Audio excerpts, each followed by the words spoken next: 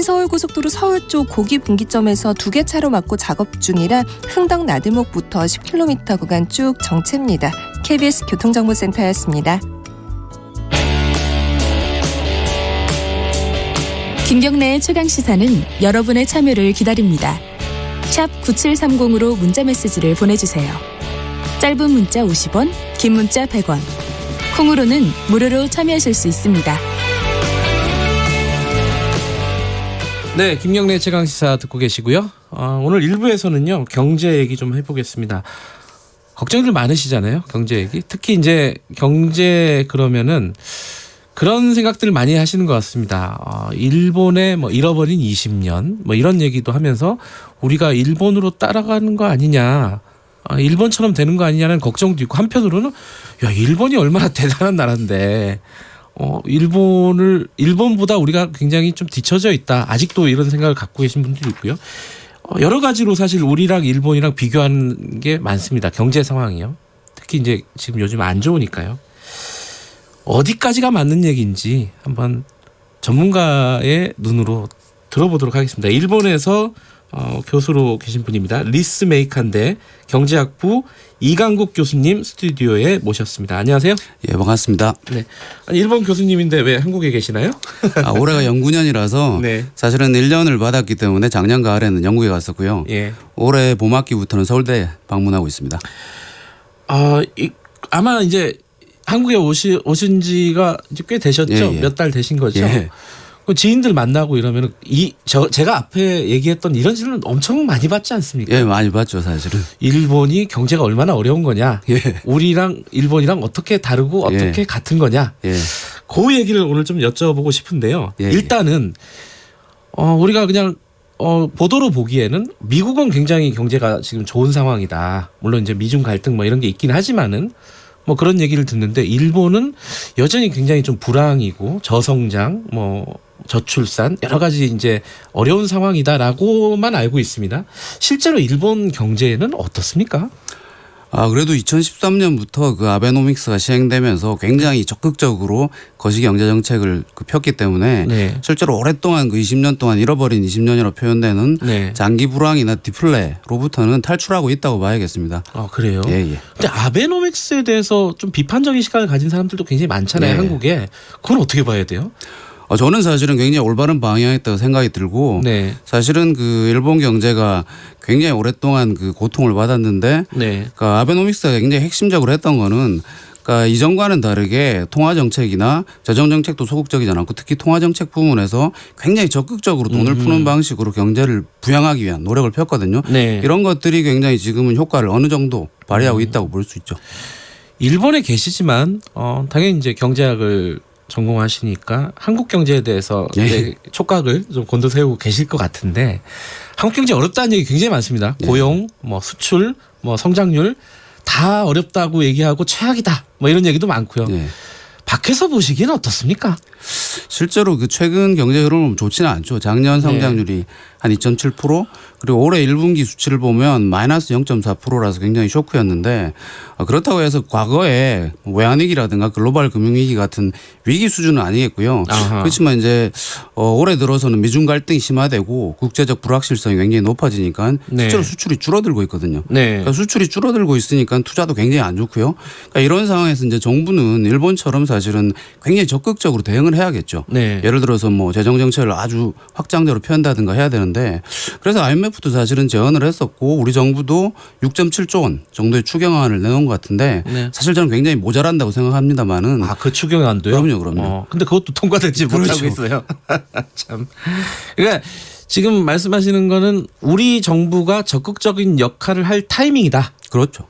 그런데 예, 예. 그 타이밍에 비해서는 소극적인 것 같다. 그렇게 생각합니다. 작년 같은 경우는 사실은 하반기부터 경제가 굉장히 나빠졌는데, 네. 실제로 뭐 초과 세수가 25조 원이 넘어가지고 GDP의 한 1.4% 되는 엄청난 초과 세수라서 실질적으로는 결과적으로는 재정 긴축이 된 셈이죠. 그러니까 사실은 경기 대응이라든가 거시경제 관리는 잘 못했다고 얘기할 수 있을 것 같습니다.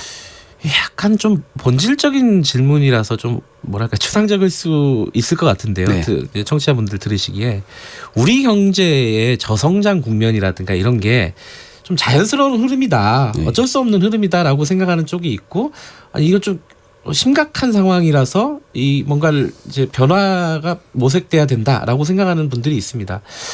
교수님께서는 어느 쪽이세요? 물론 이렇게 딱 잘라서 얘기하기 쉽지는 않지만은 사실은 경제가 성장하고 이제 성숙해지면은 네. 과거에 비해서는 당연히 성장률이 떨어지죠. 그리고 네. 한국 같은 경우는 일본도 그렇지만 인구가 사실은 그 출산율이 굉장히 낮지 않습니까? 네. 그래서 장기 전망을 해보면 더욱더 낮게 나오는데 그럼에도 불구하고 저는 그 사회적으로 혹은 정부가 할 수 있는 역할은 굉장히 크다고 생각합니다.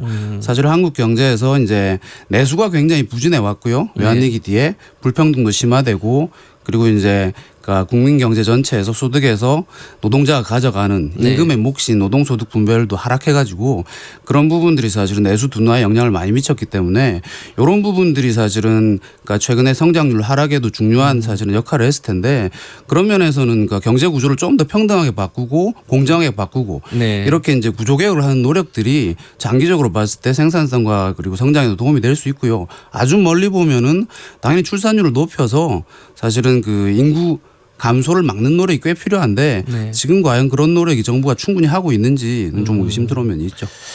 사실 제가 지금 드리는 질문에 대해서 교수님이 어떻게 생각하는지 제가 사전 정보가 없습니다. 어떤 부분이냐면은 그러니까 일본 경제나 한국 경제에 대해서 전반적으로 평가하시는 부분들은 제가 이제 칼럼이나 인터뷰 네, 통해서 이제 봤는데 지금 우리 정부가 하고 있는 소득주도 성장이라든가요. 이 논란이 좀 있지 않습니까? 네, 최저임금 인상이라든가 여러 가지 그런 어떤 정책에 대해서는 어떤 견해를 갖고 계세요?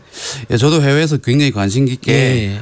보고 있었는데요. 실제로 그 영국에 갔을 때도 그러니까 해외도 진보적인 그 케인스주의 거시경제하는 친구들이 굉장히 많은 관심을 가지고 보고 있습니다. 한국 경제에 대해서요? 예, 그럼요. 네. 특히 이 정부가 이제 소득주도 성장 이게 굉장히 진보적인 입장인데 전 세계적으로 선진국 중에서 이런 그 정책 아젠다를 제시한 정부는 거의 드물기 때문에 굉장히 그 드물고 주목을 많이 받는 사례인 거죠. 근데 이제 결과적으로 봤을 때 그러니까 소득주도 성장이 사실 한 2년 정도 네. 그러니까 신정부가 들어오고 지났는데 성공을 했느냐라고 물어보면 사실은 성공했다고 말하기 어려운 상태라고 생각이 들고 네. 그럼에도 불구하고 몇몇 성과는 있다라고 생각합니다. 사실 작년에 그 데이터를 보면은 임금 불평등 부분은 굉장히 줄어들었고요. 그리고 이제 가구 소득의 불평등은 확대됐지만 실제로 이제 근로자 가구만의 소득을 봤을 때는 굉장히 다들 올라갔거든요. 그러니까 사실 한국의 불평등이나 이 빈곤 문제는 노동시장 바깥에 있는 근로자 외 가구에 사실은 노령 가구가 주로 포함이 될 텐데 네. 그런 부분의 문제라고 생각이 들고 그리고 성장 부분과 관련해서는 아까 말씀드렸듯이 성과가 좋지는 않았는데 네. 그러니까 작년에 이제 아까 얘기 드렸듯이 재정 정책에서 네. 굉장히 실패한 부분 긴축이 너무 심했던 부분 이런 부분들이 꽤 사실은 책임이 있다라고 생각을 합니다. 교수님도 케인즈 학파 아닙니까? 그럼요. 예. 그렇죠. 예, 알겠습니다. 일본 얘기 조금 더 하면요. 일본이 그러니까 뭐 경제가 이제 일본은 우리보다 이제 뭐 상대적으로 성숙한 경제 아니겠습니까? 경제 성장률이나 이런 부분들은 좀 이렇게 저하가 됐다 하더라도 노동 시장이나 이런 부분들은 우리가 좀 뭐랄까요? 부러워해야 되는 상황이 네. 아닐까.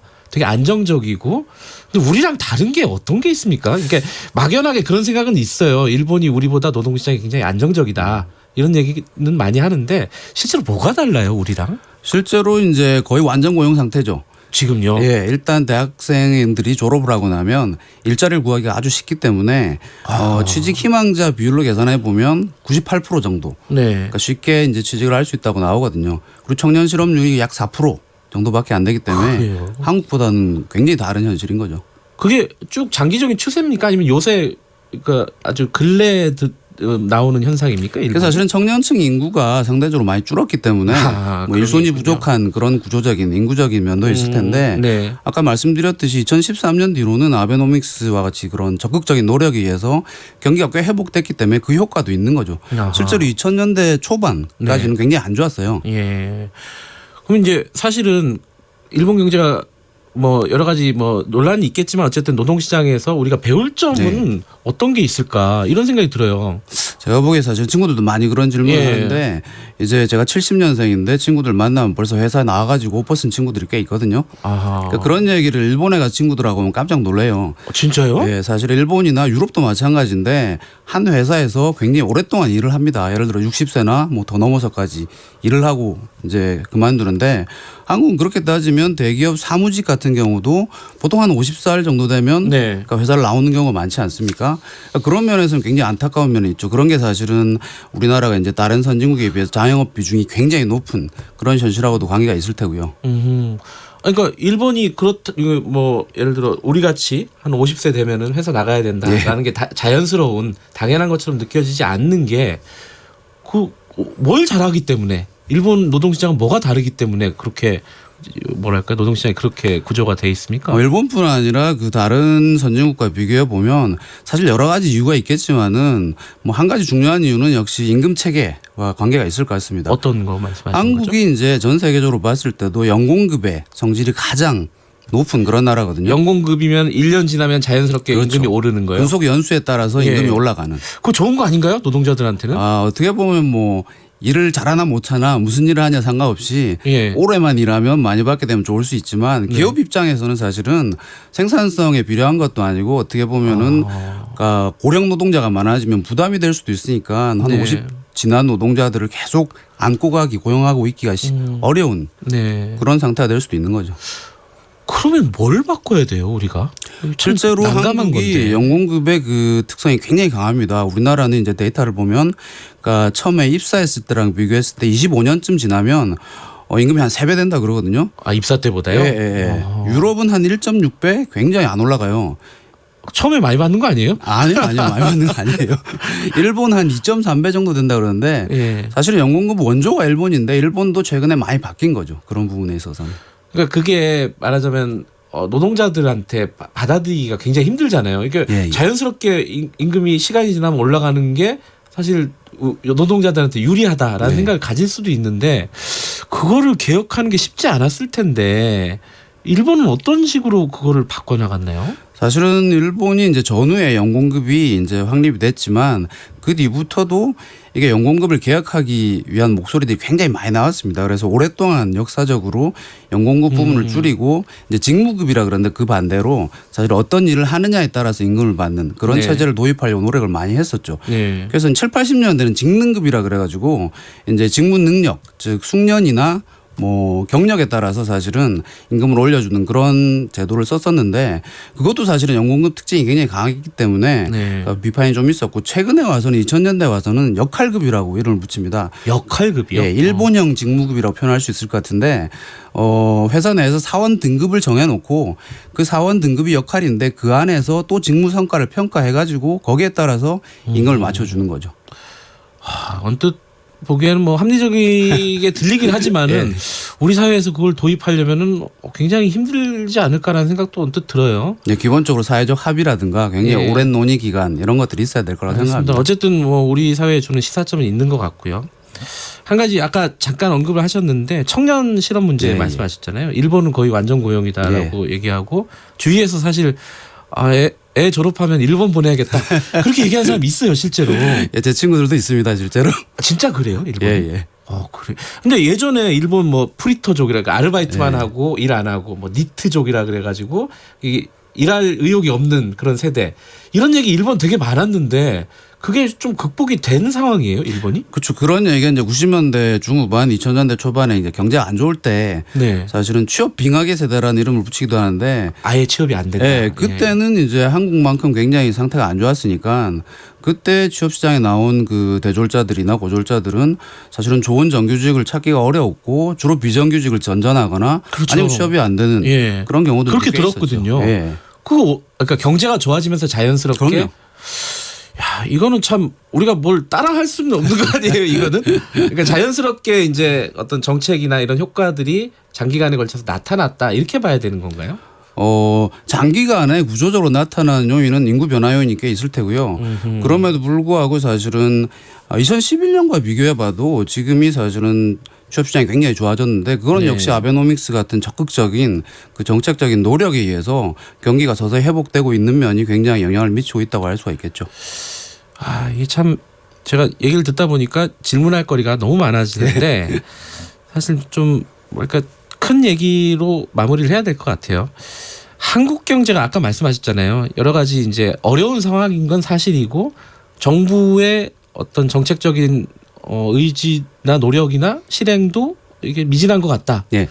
그럼 한국 경제는 앞으로도 크게 나아질 기미가 없다. 이렇게 봐야 되는 겁니까? 너무 비관적일 것 같긴 한데 어떻게 보세요? 그건 진짜 비관적인 생각이신 것 같고요. 예. 사실은 경제도 그렇지만 경제 주체들이 또는 정부도 굉장히 중요한 정책이 주체인데 어떤 노력을 하느냐에 따라서 충분히 미래는 새로이 만들 수 있는 그런 상태라고 생각을 하기 때문에 네. 우리 경제에서도 사실은 일본을 보고 옛날에는 일본처럼 되지 않으려면 뭐 이런 질문을 저도 많이 받았거든요. 그러니까요. 근데 지금은 현재 일본을 보고 오히려 일본처럼 되려면 어떤 노력을 해야 되는가 이런 질문을 던져야 될 때가 아닌가라고 생각을 합니다. 그래요. 한국 마지막 희망을 주는 말씀을 좀 여쭤보면 한국 경제의 강점은 뭐가 있습니까? 아무래도 제가 이제 일본에 있을 때랑 한국에 있을 때랑 비교해 보면 예. 청년들은 훨씬 더 사실은 액티브하고 그리고 그래요. 열심히 공부도 하고 준비도 많이 하고요. 그리고 이제 일본과 비교했을 때는 사회 전체가 역시 네. 굉장히 역동적인. 일본인들은 뭐 노인 인구가 많아서 그럴 수도 있겠지만 문화적으로 정서적으로 굉장히 보수적인 데 비해서 한국인들은 그래도 예를 들어 네. 촛불 시위했을 때도 그랬지만 뭐랄까 자신의 의견을 잘 표출하고 사실은 굉장히 다이나믹한 모습을 보이거든요. 그런 게 네. 오히려 경제를 활성화시킬 수 있는 힘이 될 수 있다고 생각을 합니다. 알겠습니다. 이 뭐 일본과 관련된 여러 가지 경제 상황들 궁금한 게 있으면 한 번씩 연결을 해도 되겠죠? 예. 오늘 말씀 감사합니다. 예, 감사합니다. 네. 리스 메이칸대 경제학부 이강국 교수님이었습니다.